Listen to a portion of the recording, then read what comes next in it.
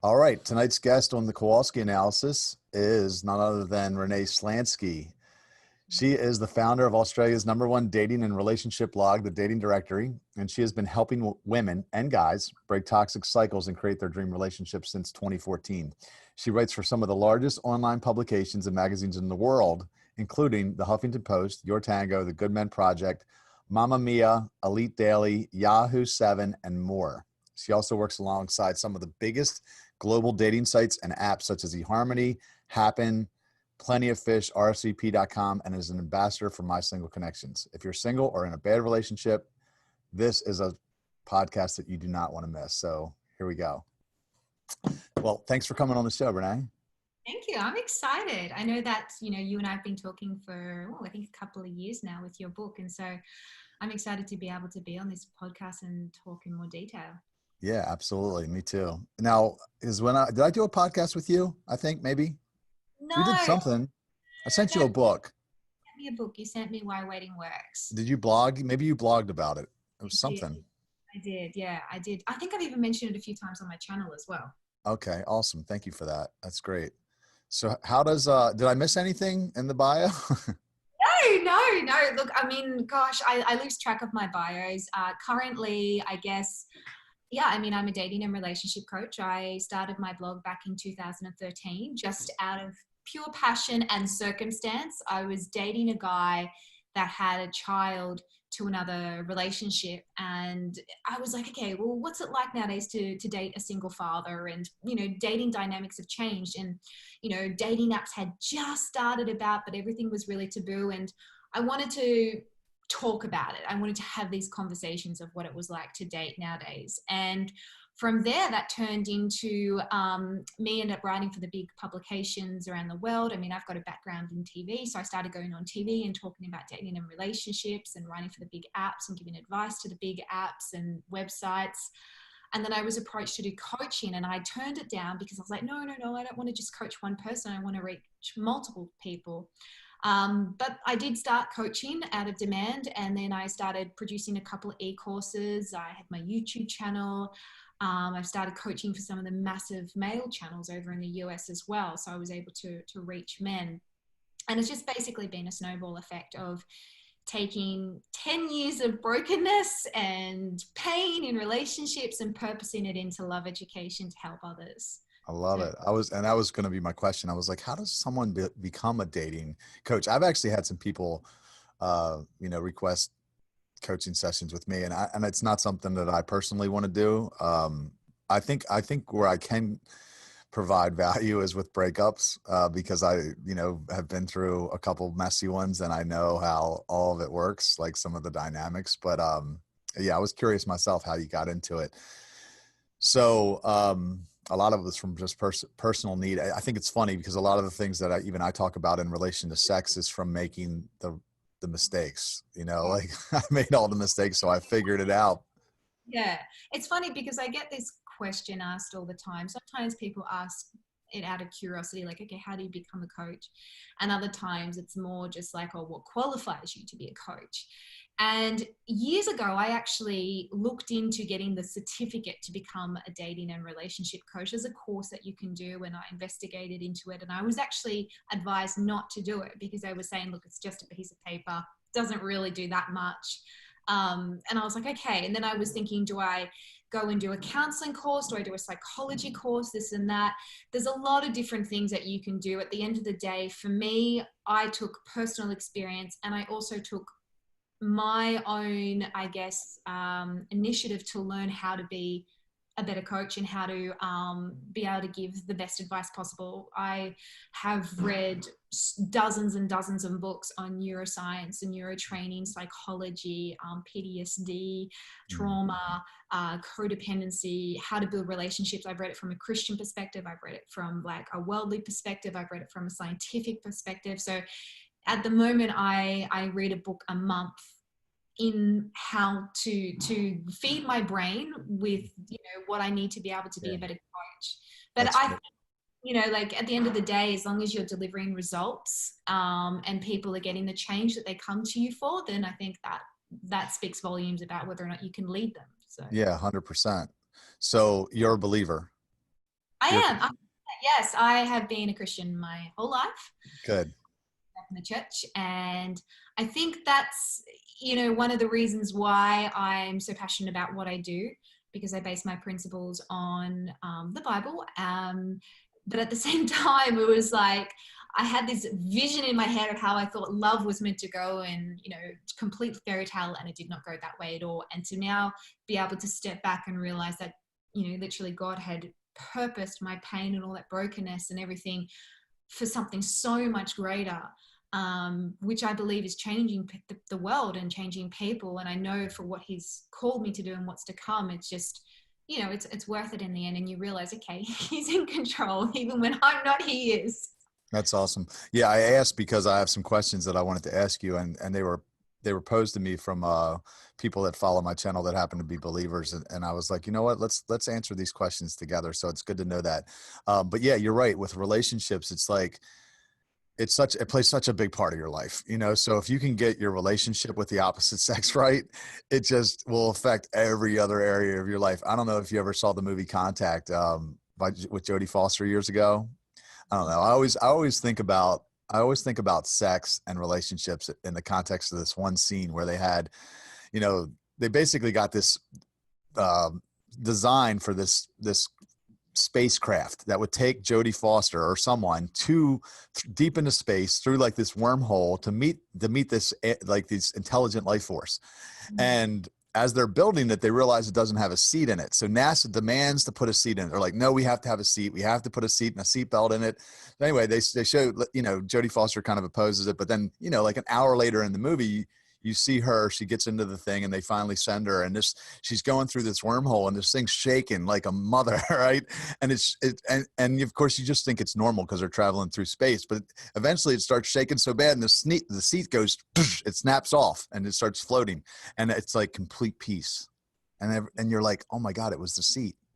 And that's what I look at, like a lot of times with your bad relationships, especially, but even like if you're not doing, if you're having sex too fast, like I used to, it was causing so much in my life. And when I finally got it out, it was like peace. Not to say it's easy, because it's not, but it definitely affected every other area of my life positively when I was able to figure that this is the thing that's screwing you up.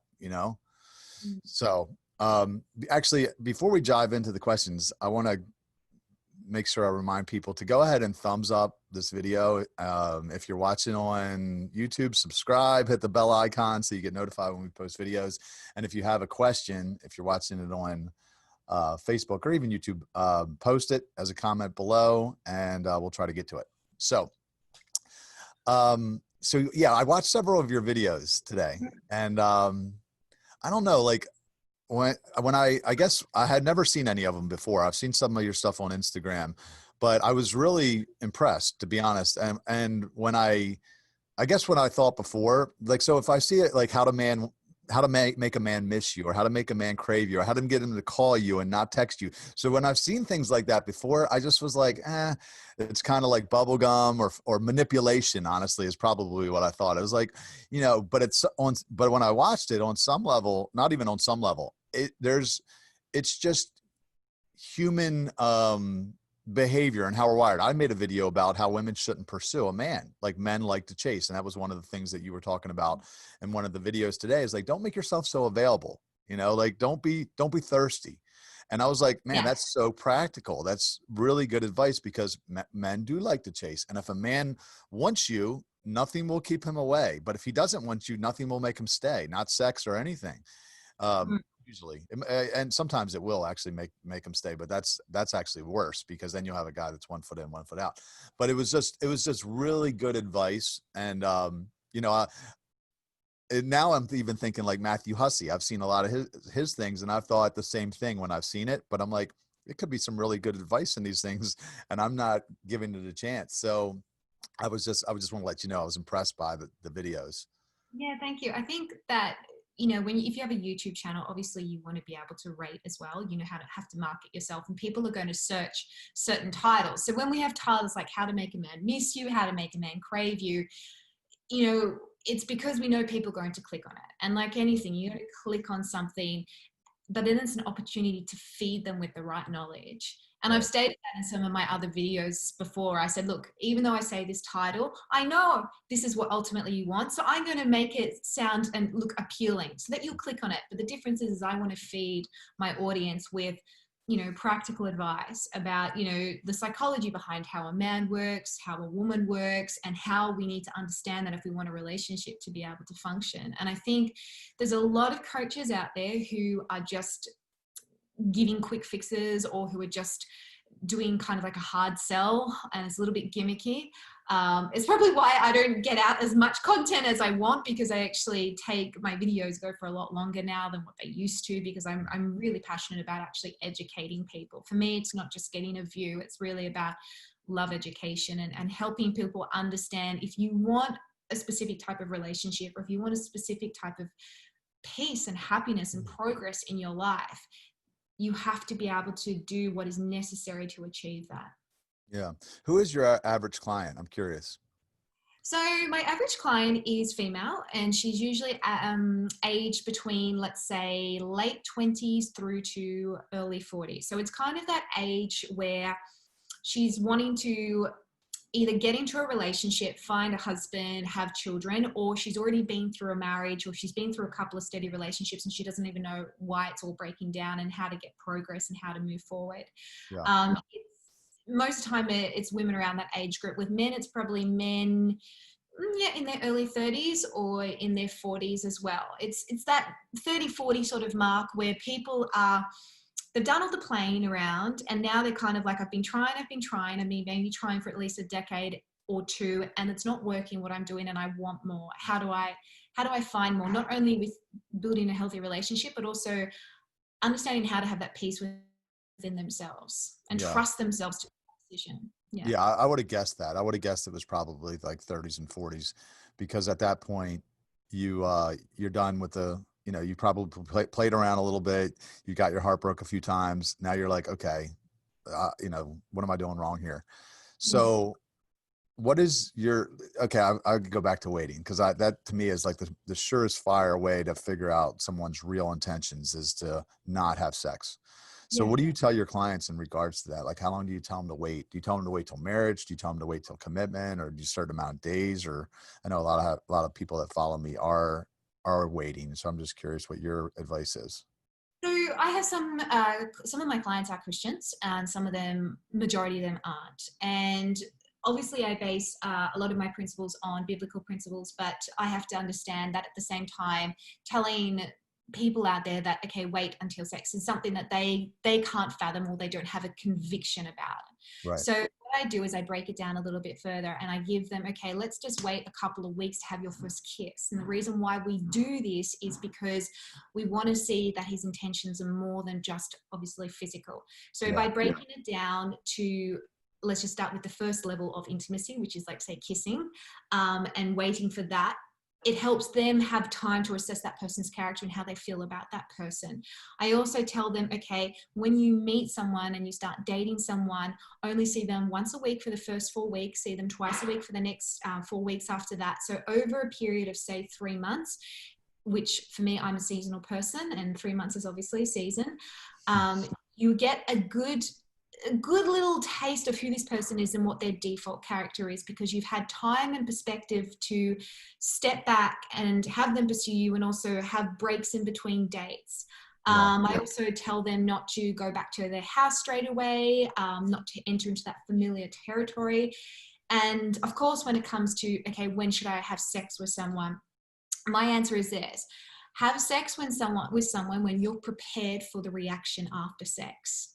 And if you that reaction is going to be, because you don't know that person, or you don't know how you're going to feel about it, or you don't know their level of commitment, then you're putting yourself in that place of confusion. Okay. And then you're expecting clarity and commitment when already you've engaged into something that's going to be confusing for you.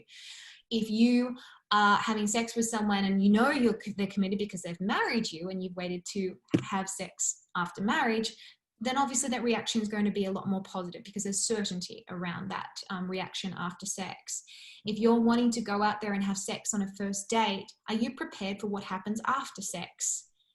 And I'm not just talking instantly after, I'm talking if you do that again and again with somebody else. Are you prepared for this snowball effect of having intimacy with each different person? And I always say there's no such thing as casual sex. For me, it is a bond that's created, and that's not even something that like it's a Renee thing. That is a scientifically proven thing. So I try to back things up with science and a level of practicalness, which is what I do in all my coaching. If I can break it down to, okay, this is why I put this guideline, because I'm here to not have damage control all the time. I'm here to help you have prevention rather than adaptation. Yeah, that's great. I love the formula actually. I like the once a week for 4 weeks and twice a week for 4 weeks because it takes all the guesswork out of it. Um, one of the things I talked about in the 10 reasons video, 10 reasons not to have sex before marriage, was about the transfer of control. And I was watching some of your videos where you were talking about, hey, look, if he's not calling you back, or he's, all of a sudden he's backing away, here's how to get him interested. And it's, you pull back if he pulls back. And like, I definitely think that that's wisdom for sure. I had, you talked about flipping the tables and taking control back. And I'm like, yes, I had a girl do that to me. It 100% works. It didn't change the fact that we weren't meant for each other. It just kept me involved longer. But it's just such a dangerous proposition. I tell women, I'm like, look, when you biologically, like you said, there is a bond that's created. I don't know if you talk about oxytocin, but it is a thing. It's a real hormone that makes you stick to people. It's something that's like more powerful than any other drug out there. Yeah. And women put themselves at a position of disadvantage when they have sex with a man before commitment, because now all of a sudden you're chasing him around. You don't have the security, so it throws you off. Now you're getting jealous. You're wondering, why isn't he calling? Like, versus you have all the control. I tell women, you have the power with a man that's interested in you, not with any man, but if a man is interested in you and you're not having sex with him, you are in control, because you're the one dictating at the speed of when we get physical, because most men are going to take it as fast as a woman gives it. I'm actually curious, do you have men that are trying to wait to have sex? I have had a couple of men reach out to me who are trying to wait, or who've become Christians and now they realize they do want to wait.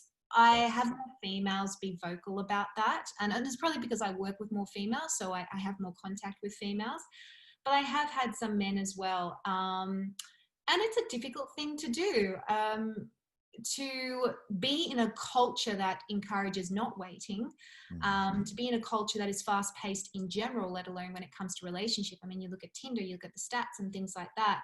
We are just the next. And I have a lot of my girls in my private group and things like that who say, but what do I do? Like, how do I get him to want to wait? And to be honest, you have to either be prepared to only date somebody with the same beliefs as you, who's on the same page, or if you're lucky, finding someone that is willing to wait because they want to do this journey with you and respect that with you. But that is a rare thing. Most of the time I say to my girls, okay, what's your reason for wanting to wait? Is it religion? Is it this and that? Therefore, only date people who are on the same page as you. And that's something that I learned even in my own journey was, as a Christian woman, I never dated Christians, funny enough. And I reached a point in my own life where I was like, oh my gosh, why am I not prioritizing the thing that I know means most to me? And my epiphany when I got out of my most toxic relationship was I actually went and saw a Christian counselor and I got help. And I was like, right, it's time for me to put God first in my relationships, or I'm never going to get the peace and progress that I want. And funny enough, the quality of men that I started attracting were a lot better, but they weren't Christians. And so I ended up turning them down. And I used to have friends go, but they're such a great guy. I'm like, I know, but no, I'm not compromising anymore. I don't care if I'm single for the rest of my life. I need to have someone who has the same beliefs as me. It's just not going to work.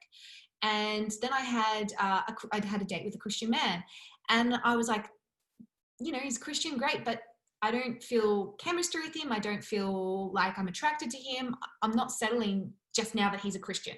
Okay. And I think people need to understand it's also about not just commitment and waiting until you have the commitment and having sex. It's about the quality of commitment that you're having with someone, the quality of their character, because someone can commit to you, someone can marry you, and you can wait all that time to have sex. But if you don't know who that person is, not only will that affect your sex life, but it'll affect the quality of the relationship that you build as well.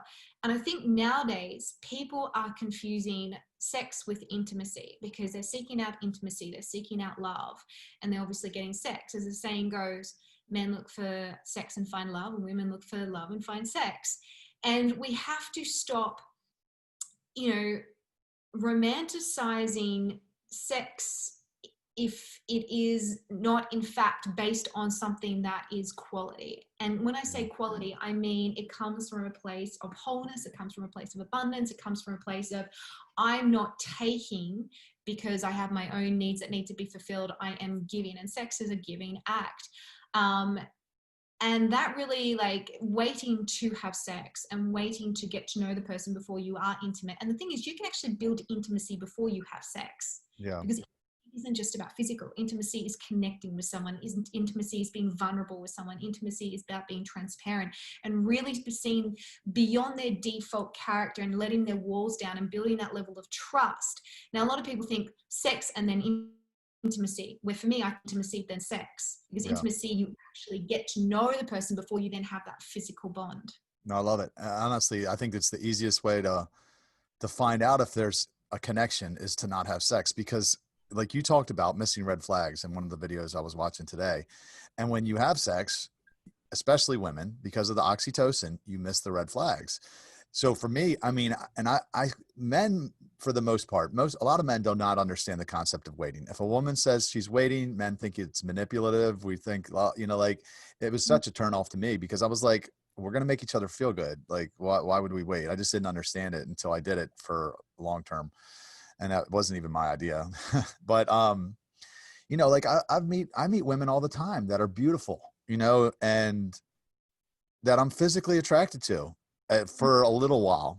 And then I'll wait a month will go by, and then for whatever reason, I start looking at them different, and I can still see they're physically attractive.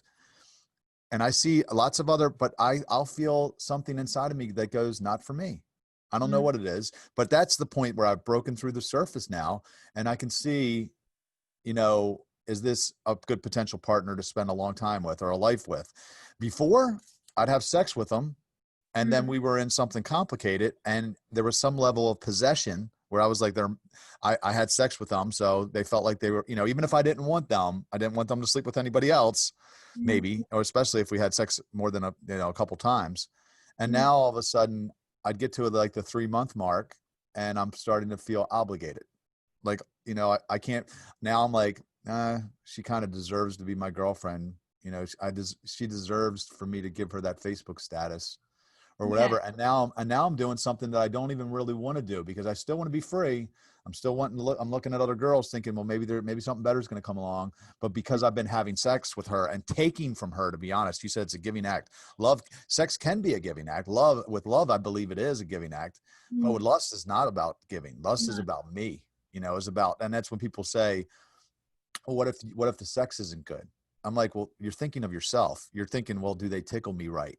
That's not the way love works. Love is sacrificial. So, at the point where you're thinking about their best interest, like a mother with a child, a mother doesn't not love their child because he can't walk yet, and he's a couple months old. Of course not. Right. So, but we kind of think that it's the same thing. And I mean, again, like, I've never been in love. So a lot of this stuff is, for me, is theory, because I'm like, no, I think love is different than that. But there's a lot to unpack in some of the things you said. So you talked about compromising and, and settling. And I had a thought there. What was it? Oh yeah. About not dating people of the same faith. And I'm like, I see people do that, and I'm thinking to myself, like, man, that's such a huge part of my life. I can't imagine coming home to my significant other, my wife, and not being able to talk about, oh my God, I was praying the other day and God said this, or I feel like God's leading me to do, like, there'd be a huge part of my life that I wouldn't be able to share with somebody, for what? Just because I'm that in need of a relationship. Like, I'm that desperate on some level. So for those of you guys that don't know, Renee is engaged to a guy named Dan. He's French. Dan? Dan with an S, yeah. Dan. Dan, yeah. Dan, I thought you said Dan earlier. I'm sorry. Sorry, Stan. So he's a believer, I'm guessing. That's Yeah. awesome. That's great. And you guys are getting married when? Look, we were meant to have our wedding here in July, which obviously hasn't happened because of the coronavirus and half our Yeah. families in Australia. So we're planning on just doing it anyway, formally, so that we can be husband and wife. And then we're doing the actual celebration and everything next year once they let the borders open again. Right. Yeah. The other thing, that's awesome. Congratulations. One thing I was thinking about was,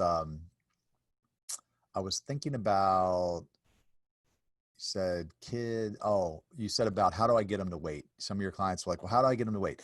So I was thinking about the person that's the executive director for City Fam. Her name's Nicole Richards. She's amazing. Actually, she's got the place down in Houston where I stayed for the last 3 months, and we were just working together. It was 4 of us in a house together. We're just working for 3 months. But she's got like all these men trying to date her and totally want to marry her. Like she's you know, got it. She's divorced. She was divorced a couple years ago. Husband stepped out, but she's, loves God, on fire for him, committed to waiting till marriage. And she's got like a line of guys that are wanting to marry her. And it's because of who she is, like she's just a like really rare individual, really great human being. And people see that she is someone worth waiting for. And it was something I heard Stefan Lavoisier, when somebody asked him that question. They're like, well, how do we get men to wait? And he said, it's not if men will wait, it's, are you worth waiting for it? They said Beyonce and Jay-Z weren't married tomorrow, and she came out and said, I am waiting till marriage to have sex, she'd have a line down the block. I said, because men will say she's worth waiting for. So what you got to do is you have to take that energy, that sexual energy, or the time that you're investing in bad relationships, and you got to put it back into yourself and become someone that's worth waiting for. That's not about making him wait. Grow a backbone, set your face like flint. This is what I'm doing, and become someone worth waiting for. And I believe that there'll be no shortage of men. I think, like, obviously your convictions help to shape your beliefs, who you attract, your character and all that. And I think the problem is when women are like choosing to wait, whether it's waiting for sex or waiting for the perfect date to arrive or the perfect, man to invest into, they're so focused on the waiting that they stagnate the progress. Yeah. And you're just focused on, well, when's the train going to arrive? When's the train going to arrive? You miss out on the opportunity to take that time and energy and focus. Okay, what am I doing with my time whilst I'm waiting? Am I flourishing here? Am I learning how to become the ideal wife so I can attract the ideal husband? Am I, focusing on my purpose? The thing is, like, why your friend Nicole has men lined up is because she's not there, focusing on those men and who's lining up. She's doing her own thing. She's stepping into her purpose. She's living her convictions.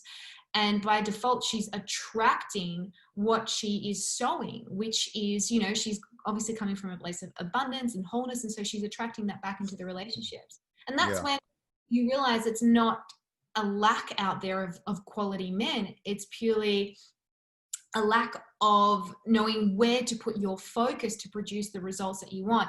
And one of the things I wanted to say was when you were talking about, when you say to people, okay, wait a little bit, you get to know their character a bit more. She's not as attractive anymore, so do I still want to sleep with her?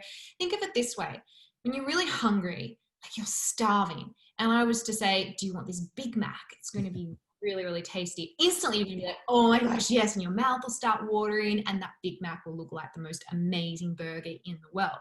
Now, we know that the nutritional value isn't going to be amazing. We know it's full of sugar, so it's going to be highly addictive. And we know that at the end of it, you're probably still going to be hungry. It's the same when you hunger for love and mix that love up with sex, or you mix that love up with what you think to be love, which may not even be the true reality of what love is. And so a lot of women and men go out there and they're hungry for this part of their life to be fulfilled, and they get presented with the Big Mac, and then they taste the Big Mac, they've devoured the Big Mac, and they wonder why am I still hungry afterwards? Why am I addicted to this now? Why do I want more, but I never feel satisfied when I eat it? Whereas if I was to say to you, okay, wait 3 hours, and then all of a sudden I'm presenting you with a chicken salad, with avocado and, this and that. And then afterwards we'll have, like, your perspective starts to change because you realize, am I just going for what is the shiny object of what I think I need because I have this instant hunger, or maybe I've had a hunger that's actually been there for decades and I haven't learned how to fulfill it with the right stuff. Hence why it's still there. Yeah, it's good. I often talk about like dating out of loneliness is like going to the grocery store hungry, because you pick out something that's less than you really want, and then all of a sudden you're not Right. Anything that you buy when you're like super hungry, it's right. like, I know when Stan's hungry, we'll go shopping and I'm like, he'll come back with his arms piled full of like biscuits and chocolates and things like that. And we're like pretty healthy people. And I'm like, he's French. And I'm like, Sherry, you're hungry, aren't you? And he's like, yeah, I'm really hungry. And I'm like, I know, because you always fill out that trolley with crap. That's funny. Now, independence is super sexy. Like when somebody's not, like we talked about, thirsty, if they're just doing their own thing and they're running, like if a girl walks in, honestly, if a girl walks into a room that I'm in and she's not paying me any mind, it kind of is like, you kind of want to get her attention, like there's something that, and again, it goes back to men wanting to pursue. And I look at, and maybe women will get mad at me for saying this, but when I look at women, when they give out the sex too soon. And I was the king of the one night stand. So I'm as guilty as they come with it. So I'm definitely not pointing a finger, but I am trying to educate women on the right way to go about this. And when they give out the sex too soon, and I would say, definitely if there's no commitment, it's too soon. It's like you don't value yourself on some level.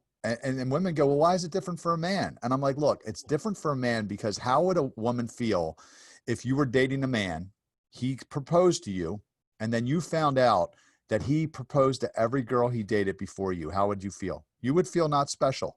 That's how a man feels that for a girl that slept with a bunch of people. It's just the opposite. It's the exact same thing.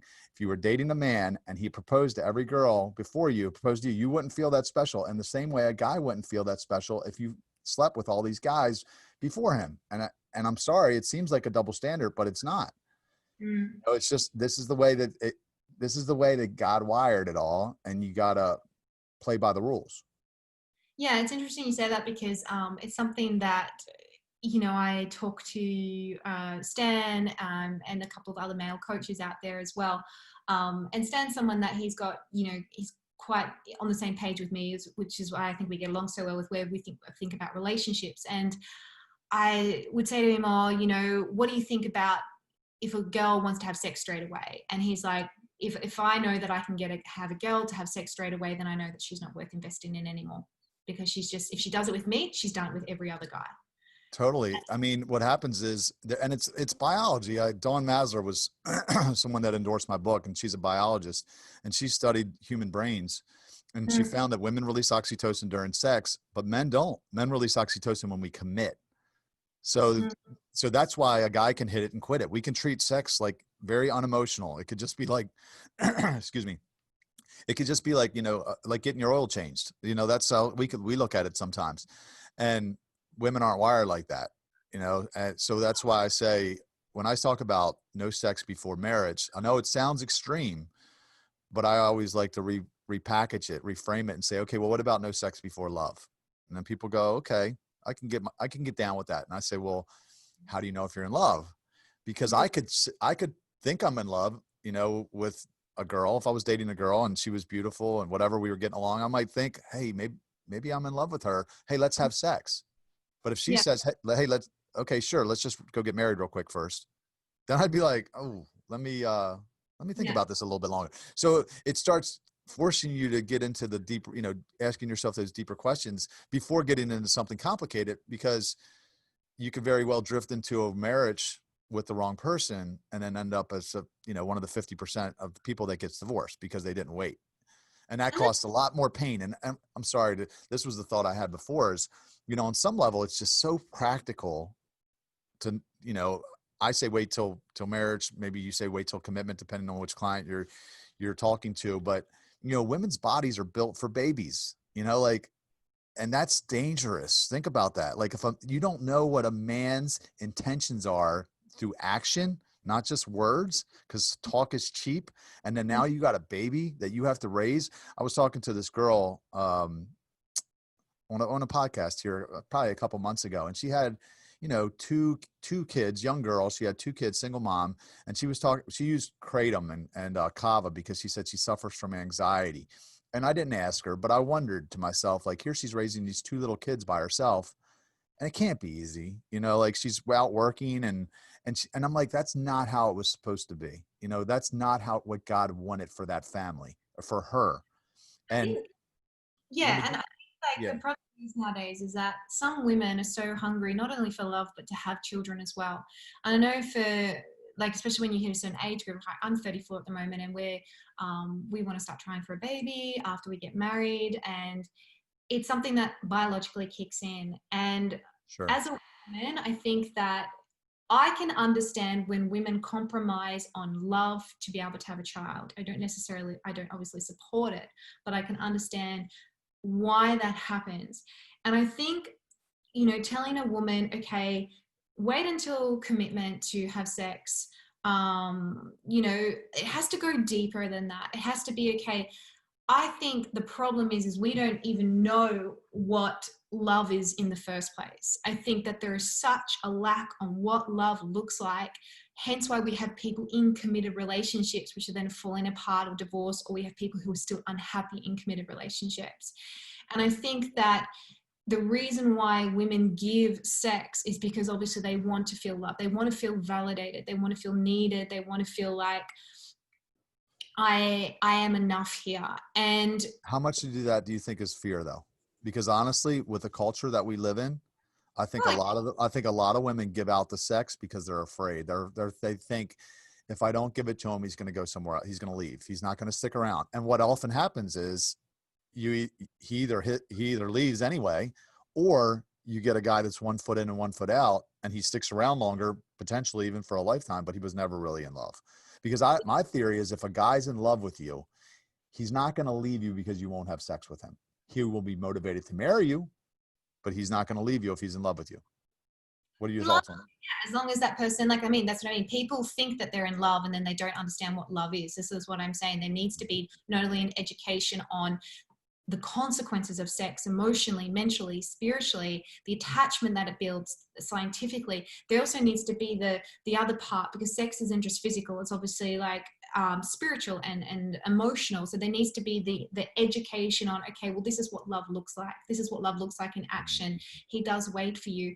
He waits for you, but he doesn't hold it against you. And he doesn't hold that like, oh, well, I waited for you all this time, so now you owe me this, this, and this. There is an entitlement there, you know. And I think, like I said, people need to be educated not only on sex, because I also find that, yes, there's two groups of people. There's women who give sex to be able to keep a man. There's also women who give sex because they believe, for them it's a conviction that, well, I'm a woman, I don't owe a man anything, I can do what I want, this is my body. And they haven't attached a significance to the act of sex, and hence why they're sleeping around. And I will be totally honest with you, I see the stats, I work with women, I have women out there who are worse than men sometimes when it comes to sex. You go on Tinder, you go on Instagram, women are sexualizing their images, their bodies, things like that, and they're doing it unapologetically. Okay, they're doing it, some of them, they're doing it because they have such a lack and a fear and this and that, and others are doing it because they see it as a sense of empowerment. I can sleep with whoever I want, I can have a one night stand, blah blah blah blah. And we know that for you and I, there's no such thing as casual sex. It is an act which has consequences, again, mentally, emotionally, spiritually, and biologically.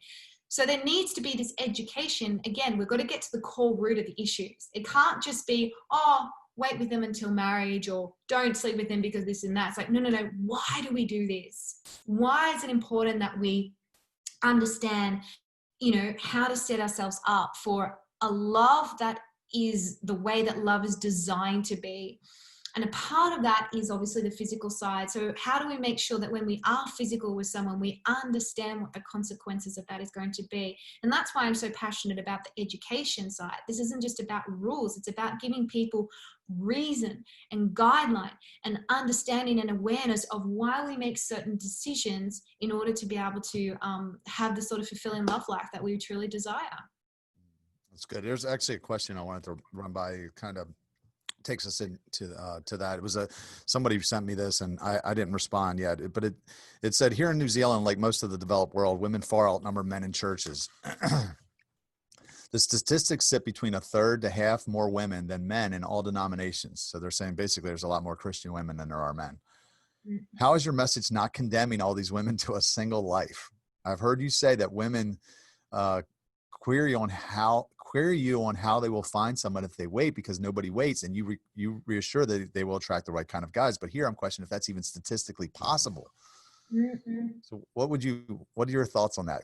I get that all the time. When I coach my Christian clients, actually, they say to me, and funny enough, I have clients come to me and they're like, oh, I don't know if you're a Christian, but I feel like you're on the same page as me. And then I tell them, yes, I'm a Christian, so I believe, blah, blah, blah. I'm like, but how am I supposed to find a man? I go on either those Christian dating websites and they're not attracted to any of them, or I go to my church and all the good ones are taken. And I think that God isn't limited by four walls. I found my Christian fiance on a photo shoot. You know, I've had clients, I'll tell you a story if you really want to know. I had a Christian client. She came to me. She is 35. She's a single mother. She's had several broken relationships. And she came to me going, no, this is the year that I need to finally sort out my love life. And I need to work on my self-esteem issues. We worked together for 3 months. And she kept coming back to, yeah, but there's no men at my church. There's no men at my church, blah, blah, blah, blah, blah, blah. She found this really good, nice guy, but he wasn't a Christian. I said, well, again, remember, what's your one thing? You want to find and date someone who's on the same page. So she let go of that guy and she's like, yeah, Renee, but when am I going to meet this guy? So I started retraining her brain. I started helping her build new convictions about, you know, God isn't limited by your circumstances or by who's in your church. And I want you to start focusing on this, this, this, and this. She goes to the library. She's got her periods. She's got no makeup on. She's there with her daughter. And there's this man sitting across the table from her. And they find that he's a single dad and he's got a daughter the exact same name as her daughter. And so they start chatting. And he's like, look, I don't normally do this, but would you like to grab a coffee with me? And she's like, okay, sure, why not? So he said, okay, well, let's catch up and I'll call you and we'll grab a coffee. And they were meant to grab a coffee the following week, and in between there was a weekend. And he said to her, look, I can't, I'm looking forward to our coffee. I can't talk right now. I'm about to go into church. She said, church? What church do you go to? She goes, I go to River Life Church at blah, blah, blah, blah. And he sends her back a picture at her church. That's awesome. The same church as her, but he'd been going in the morning sessions and she'd been going at the nighttime sessions. That's why they never met. And they're in an amazing relationship. They're really happy. He's everything that she ever wanted. So sometimes when you become so focused and you have that conviction that there's no men in my church, you are limiting yourself. You're not limiting God, you are limiting yourself and hindering his timing because of what you're focusing on. I love it. Yeah. I mean, even the question itself is based in fear. Again, like, is this possible? I'm afraid that I'm afraid that if I do it God's way, that it's not going to work out. Like, fear always comes from the enemy, never comes from God. So like, even yes, statistically, like you might say there's more Christian women than there are Christian men, but I can guarantee you a large percentage of them are not waiting, or they're not, they might think that they're waiting, but if they get into a situation, they may compromise. And I just, yeah, like you said, God's not limited to four walls. I think that I think about somebody like Nicole. She's actually taken it to another level. She's like, I don't even want a man that's willing to wait. I want a man that's waiting, because I want him to be my spiritual leader, the priest of my home. So I don't want a guy that's just going to wait because, I'm waiting. But which I think is a lot more rare. That's actually on a whole nother level. But I do think men are willing to wait. Like if you come across somebody that you believe is worth waiting for, you would. And you see it happen a lot. I know guys that were complete playboys, out sleeping around with everybody, but they meet that one and they just change, so you have to trust and believe that if you do it the right way, that it's going to work out, Exactly. Statistically speaking, yes, there are more Christian women than there are Christian men, but you only need one man. That's right. So out of, let's throw some numbers around. Say there's only 20,000 men available in your state who are willing to wait. I mean, what are the chances that you can still find one in that 20,000? It's pretty high when you think about it. You know, so it's again about reframing it. It's not about going, okay, well, this is what's before me. This is all that I have.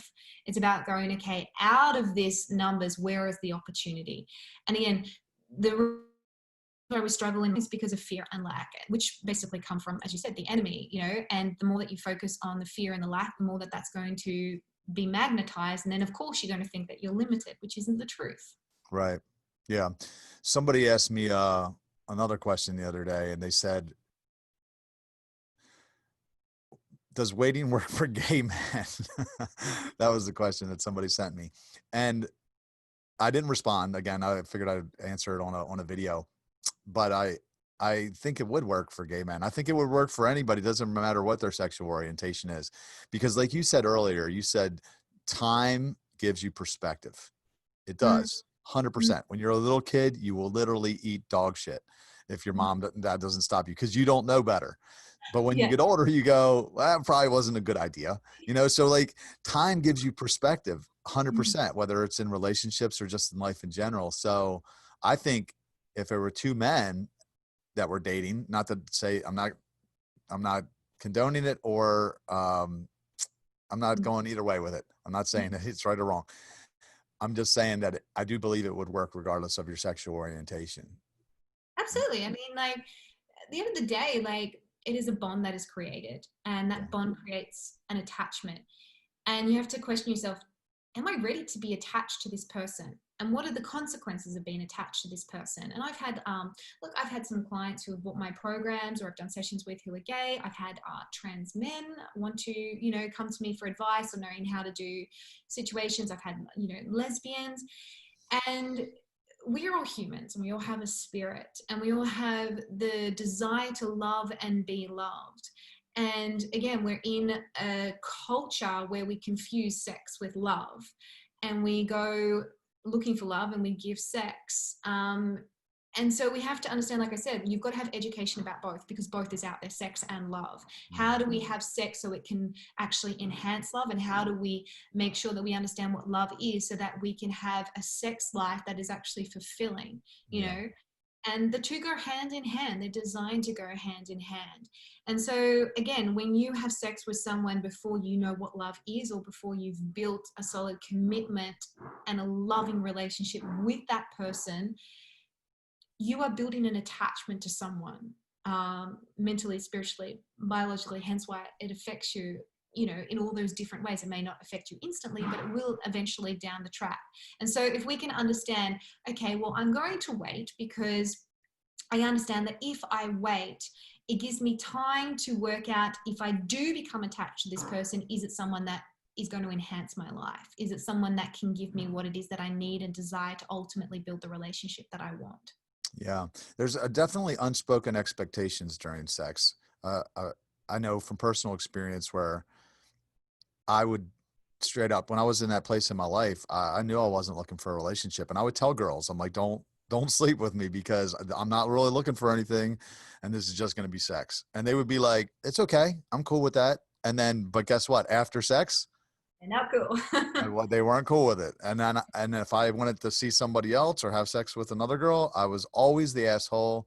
And I'm like, well, I thought we talked about this, and it didn't matter. So genetically, I just had to realize there's just no way around it. You can't, this is the way, you know, God wired it.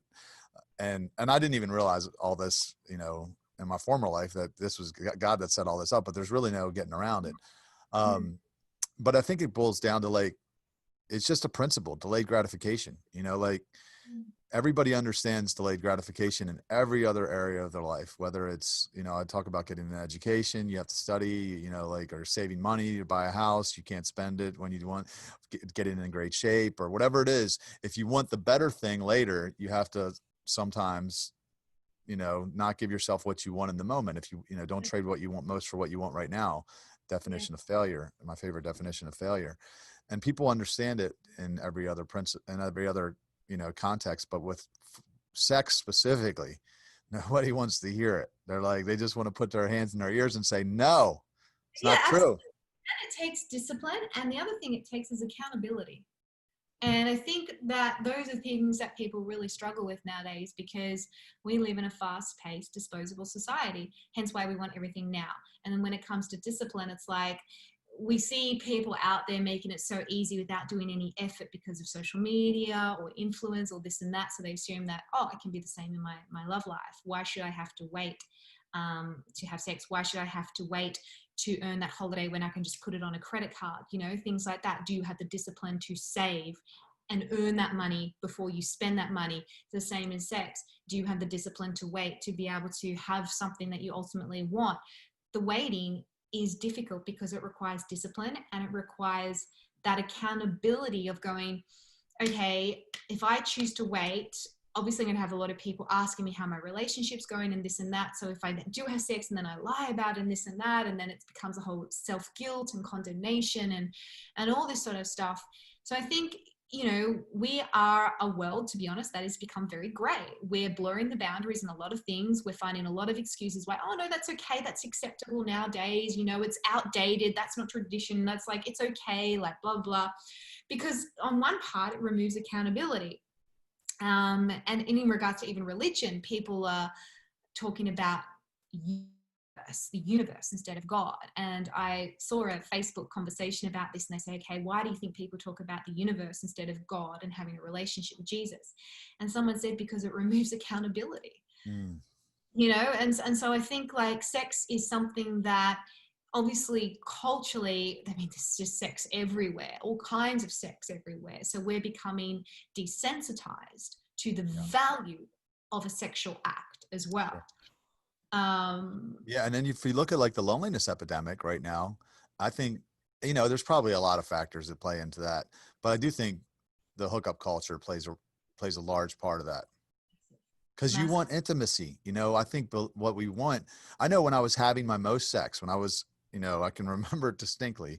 I was a promoter. I was a Christian. I was backslidden, really very backslidden. I was just completely caught up, gone, very distant from God.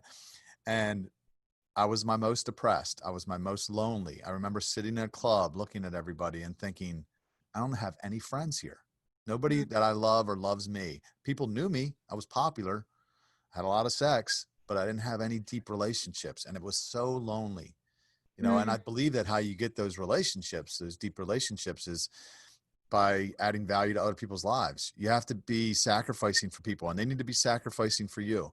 And then you get that deep relationship. But when you're taking sex, and this is to men, when you're taking sex from a woman without commitment, you aren't adding value to her life. You, if anything, you're decreasing value, because again, a man doesn't want to marry a girl that slept with everybody, or not to say any men, but a strong man. I know I don't want to walk into a place where my girl has slept with 10 other guys in the room. I would not like that. It would make me feel some kind of way. So if you're not adding value to people's lives, of course, you're not going to have those deep relationships. You're not going to have intimacy, and you're going to be lonely, and you're going to be depressed. It's going to come back on you. There's consequences the same way there's consequences to eating pizza every day. You're going to get fat. You're going to be depressed and lonely if you live for yourself. It's just the way the universe is. Yeah. And it's the way that, you know, I mean, God obviously designed us to have sex in a marriage and to have sex in a way to enhance our life. And there's only one way to do it. So, you know, if you're not having enhancement through sex, then obviously something's going wrong. And look, I can understand, and look, I've worked with couples who are married and they have waited, and then obviously sex hasn't been what they thought it was going to be once Oh they God, I hope not. That never happens to me. But you know what, this is when marriage really kicks in, about understanding, okay, well, you know, there's the things that you can do in the beginning when you're dating someone to make sure that there's at least some sort of chemistry, because chemistry obviously does help enhance sex. There's things that you can able to talk about it, learn about it, how to learn to have great sex lives.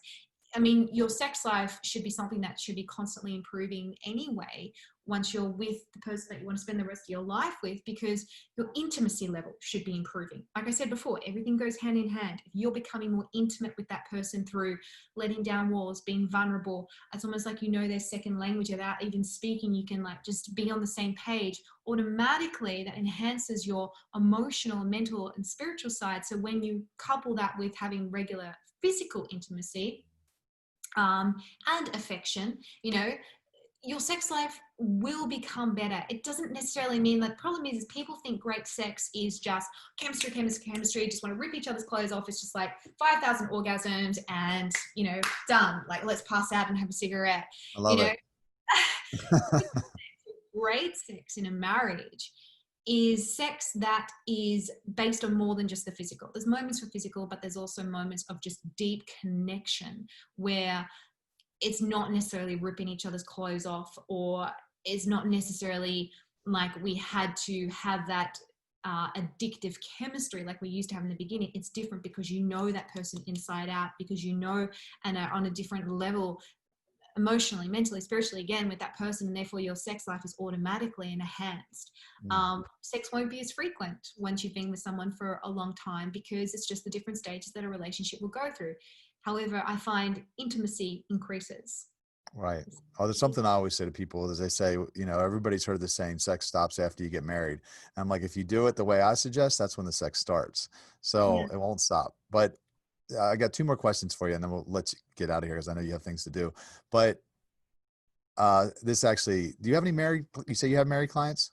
Yes, I've got some married Okay. clients. Because this is a question from a viewer, Meg Co. She says, what are your thoughts on sex toys for married couples who use them? Okay, that's good. I've had that question asked to me a few times. I think that depending on the toy, I think that there is nothing wrong with it if it enhances your sex life in a positive way.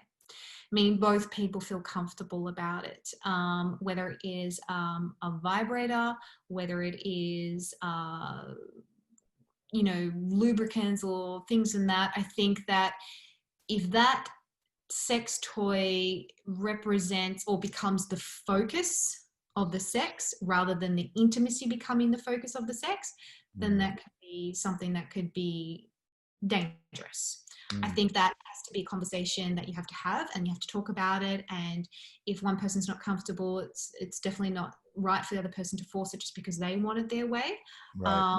I think if it enhances your sex life, and as I said, it doesn't become the focus of the sex life, then that's okay. I know I've known people, not clients, but I've known people who have had drugs with sex, and the problem is that obviously I don't endorse that. They had ecstasy, and they had the most amazing sex ever, that they didn't know how to not have great sex without the drug. And that's what I mean. That's where you've got to go, okay, well, this crosses over. As I said, I'd never endorse having drugs for sex. But, you know, I think when it comes to toys, and let's be totally honest, women struggle to orgasms, statistically speaking, more so than men. And so You think?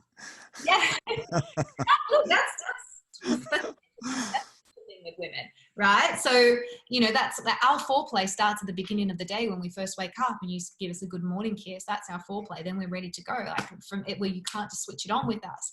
But obviously there are things that, okay, if she's had trauma sex in the past, so maybe she closes up. There's a condition that women can actually have, which is, the names escaped me, but basically instead of her opening up to be able to welcome a man, she closes and tightens, and it becomes incredibly painful. And actually she can, sex becomes really, really very painful for her. She can even close around a man, and he can be locked in her, and all sorts of messy things. And that's usually trauma. Like if she's been raped or she's had bad sex before, basically her body emotionally, mentally goes, this is not what I want. I'm going to shut down. And so being able to have toys to be able to relax her, so that you can both enjoy it, I think then that's okay. Yeah. I actually had a guy on the last podcast, runs an organization called Power of Purity, and he married a woman that had been sexually abused, and it was basically like exactly what you just said. For her, sex was traumatizing, and they had to work through all that. So this is another question. If a guy can't exercise self-control in regard to sex while being single, should a woman be concerned with his ability to exercise self-control while dating or even within marriage? Is that a red flag that he will likely cheat? Okay, cheating. I think cheating is a byproduct of struggles and underlying problems. Cheating isn't an identity.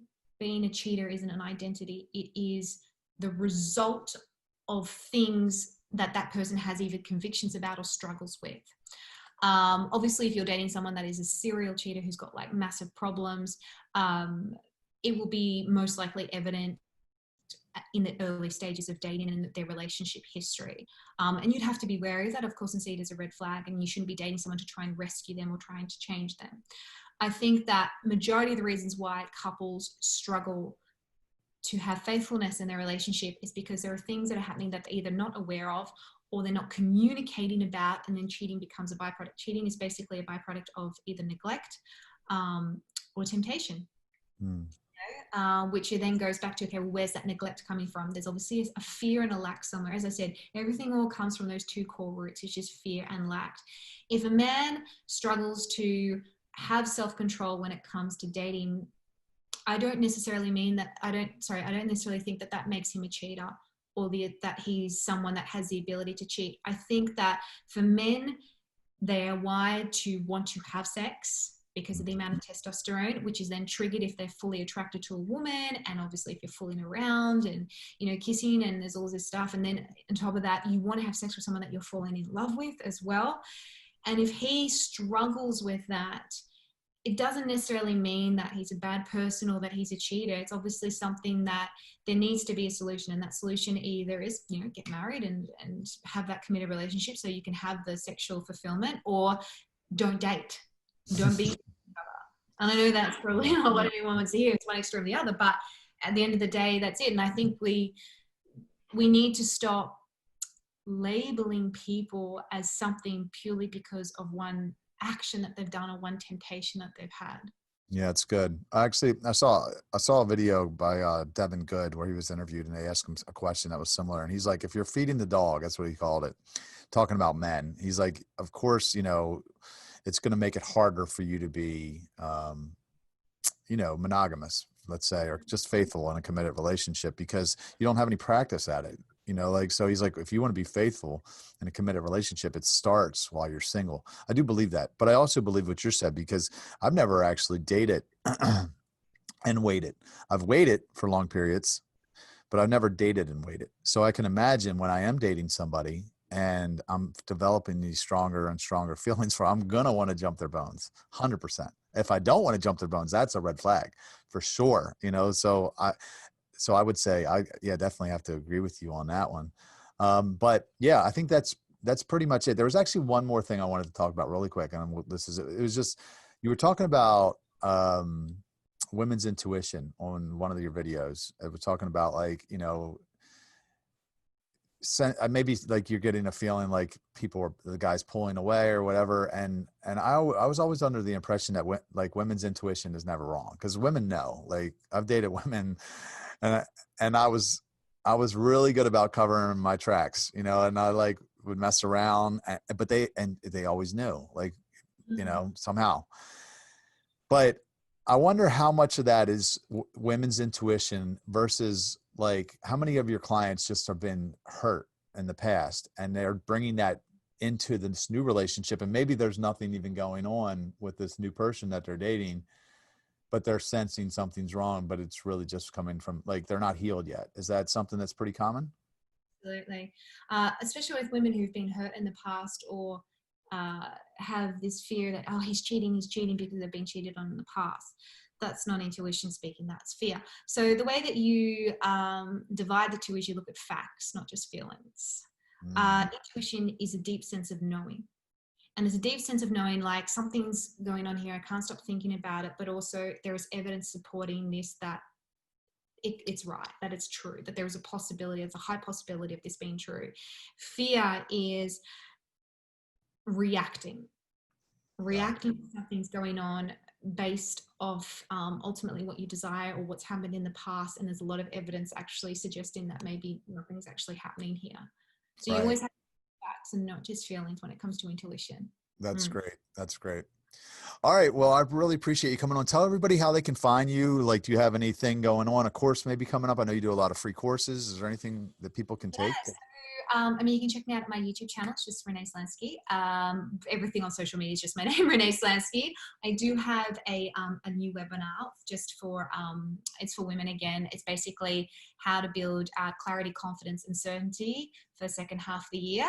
That's coming out really soon. I'll be releasing in the next few days to sign up for that. It's totally free, and it'll be a live webinar. So it'll be a live coaching webinar, and it's tickets only. Tickets are free, but you have to reserve your spot because there's only a limited amount of spots.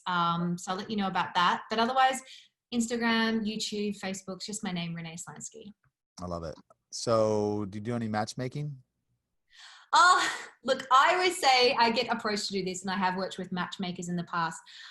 I teach you how to matchmake yourself. Okay. I'm surprised because that would seem like it'd be a thriving thing for you. If you're like, well, the problem is if you do matchmaking, people just want you to solve all their problems, and you've got to be a good partner to know how to attract a good partner. yeah, that's good. That's good advice. Okay. So again, guys, if you are watching, depending on where you're watching, don't forget to hit the thumbs up, subscribe, hit the bell icon, share this video with your friends or tag a friend in a comment. Let us know what your biggest takeaway is from what Renee and I talked about. Leave it in the comment below. Thank you for coming on Kowalski Analysis, Renee. Bye, guys.